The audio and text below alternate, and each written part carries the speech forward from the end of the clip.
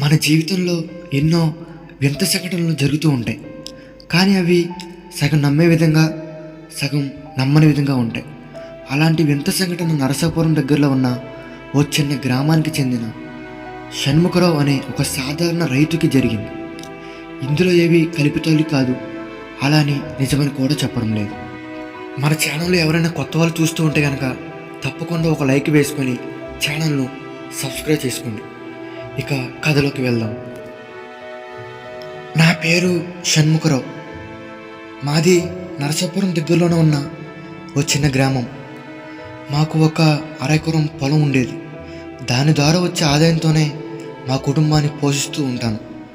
అలా ఒక్కో రోజు నేను పొలం పని చేస్తూ పొలం దగ్గరే పడుకునేవాడిని. కానీ ఎప్పుడు నాకు ఎదురవ్వని సంఘటన నాకు ఒకరోజు ఎదురైంది.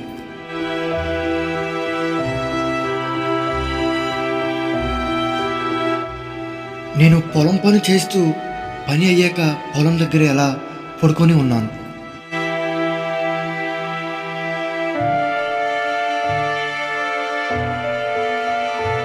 అలా నేను పొలం దగ్గరే పడుకుని ఉండగా ఎప్పుడూ రాని శబ్దం నాకు ఆ రోజు వచ్చింది. ఆ శబ్దం ఎవరో దూరం నుంచి ఒక అమ్మాయి ఏడుస్తున్నట్లుగా నాకు వినిపించింది.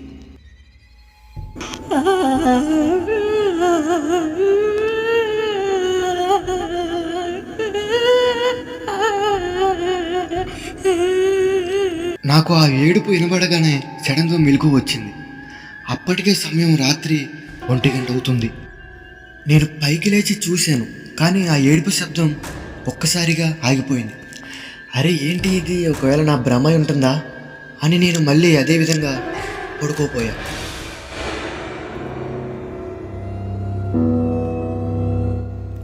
కానీ మళ్ళీ అదే ఏడుపు శబ్దం నాకు వినిపిస్తూ ఉంది.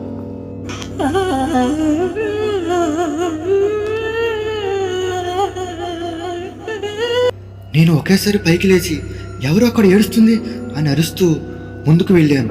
కానీ నాకు ఏడుపు శబ్దం వినిపిస్తుంది, కానీ ఆ ఏడుస్తుంది ఎవరనేది కనిపించడం లేదు. అలా నా పొలం దగ్గర నుంచి కొంత దూరం వరకు నడుస్తూ వెళ్ళాను, కానీ నాకు ఎవరనేది కనిపించడం లేదు.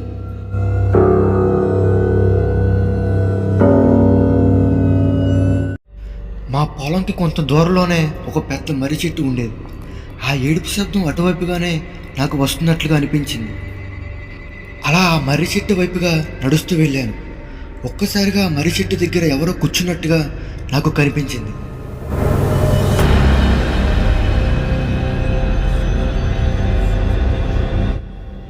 అలా మర్రి చెట్టు దగ్గర ఉన్న వ్యక్తిని చూశాక అప్పటి వరకు కూడా ధైర్యంగా ఉన్న నేను ఒక్కసారిగా భయాందోళనకి గురయ్యాను. అలా భయంతో ముందుకు వెళ్ళాక నేను అక్కడే నుంచొని చూస్తూ ఉన్నాను.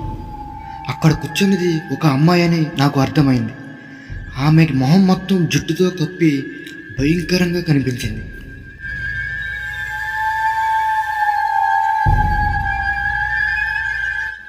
అలా మర్రి చెట్టు దగ్గర కూర్చొని ఏడుస్తున్న అమ్మాయి ఒక్కసారిగా ఏడుపును ఆపేసి పైకి లేచి నవ్వుతూ నా వైపుగా రావడం ప్రారంభించింది.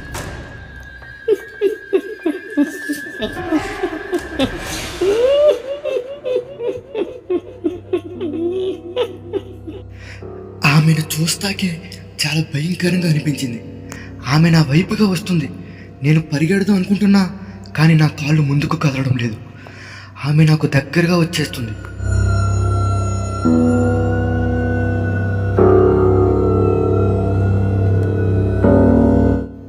నేను కదలలేకపోతున్నాను. ఎవరినైనా పిలుద్దామన్నా అక్కడ చుట్టూరు పొలాలే. ఈ సమయానికి అక్కడికి ఎవరూ రారు. ఒక్కసారిగా ఆమె నా దగ్గరికి వచ్చేసింది. నేను కొన్ని సంవత్సరాల క్రితం అదే మర్రి చెట్టుకి ఉరి వేసుకొని చనిపోయా. అప్పటి నుంచి నేను అక్కడే ఆ మర్రి చెట్టుకు వేలాడుతూ ఉంటున్నా. నాకు తోడు కావాలి, నిన్ను చంపేస్తా. అలా ఆమె నాతో అంటూ ఉండగా ఒక్కసారిగా నాకు భయంతో ఏం చేయాలో తెలియక ఆమెను బలవంతంగా వెనక్కి తోసేసి నేను పరిగెడుతూ మా ఇంటి దగ్గరికి వెళ్ళిపోయాను.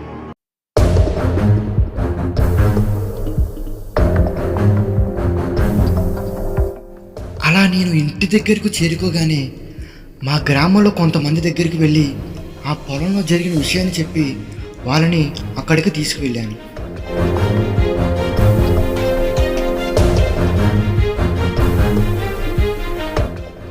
కానీ ఆ పొలం దగ్గరికి వచ్చి చూస్తే అక్కడే నాకు కనిపించిన భయంకరమైన అమ్మాయి వాళ్ళు వచ్చేసరికి కనిపించడం లేదు. అదేంటి, ఇందాకే కదా ఇక్కడ ఉంది ఆమెను చూసి నేను పరిగెడుతూ ఇంటికి వచ్చేసాను, కానీ ఆమె ఒక్కసారిగా మీరు రాగానే మాయమైపోయింది అని నేను మా గ్రామస్తులకు చెప్పాను. గ్రామంలో అందరూ కూడా, అరే షణ్ముఖరావు, అది నీ పీడకల అయి ఉంటుంది, నువ్వు ఒక్కడవే ఎక్కడ పడుకోకు, రాత్రి వేళలో ఇంటికి వెళ్ళిపో అని మా గ్రామంలో అందరూ అన్నారు. అయినా గ్రామంలో అందరూ కూడా అది పీడకల అంటున్నారుగా, అయితే అది నిజంగా నా కళ అయి ఉంటుంది అని నేను ఆ మరుసటి రోజు కూడా నేను నా పొలం దగ్గరే పని అయ్యాక అక్కడే పడుకొని ఉన్నాను.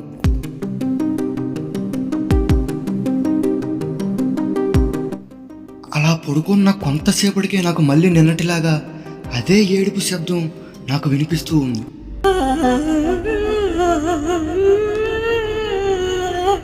పైకి లేచి అక్కడ ఉన్న మర్రి చెట్టు వైపుగా నేను చూస్తున్నాను. ఆమె ఆ మర్రి చెట్టుకు వేలాడుతూ నా వైపుగా చూస్తూ, నా వైపుకురా, నా వైపుకురా, నిన్ను చంపేస్తా అని ఆమె అరుస్తూ ఉంది. గ్రామస్తులు అన్నట్టుగానే ఇది నిజంగా నా పీడకలై ఉంటుందని ఆమెను చూస్తూ కూడా నేను పట్టించుకోకుండా అలానే పడుకొని ఉన్నాను. అలా పడుకున్న కాసేపటికి ఆమె ఒక్కసారిగా నా మీదకి వచ్చి నా మెడను గట్టిగా పట్టుకొని నన్ను చంపడానికి ప్రయత్నించింది.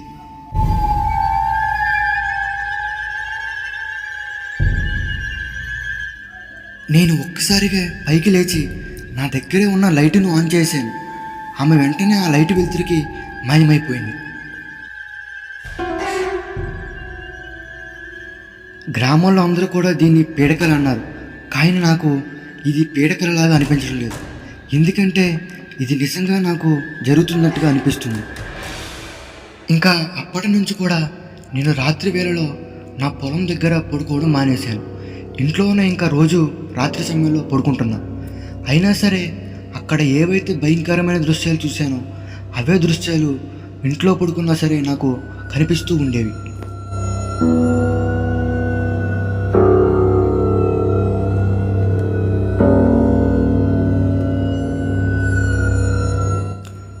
సో ఇది ఫ్రెండ్స్ ఇవాళ స్టోరీ. మీకు నచ్చినట్లయితే లైక్ చేయండి. అలాగే ఇలాంటి రియల్ హర్రర్ స్టోరీస్ మన ఛానల్లో వస్తూనే ఉంటాయి, కాబట్టి తప్పకుండా మన ఛానల్ని సబ్స్క్రైబ్ చేసుకొని నాకు సపోర్ట్ చేయండి ఫ్రెండ్స్.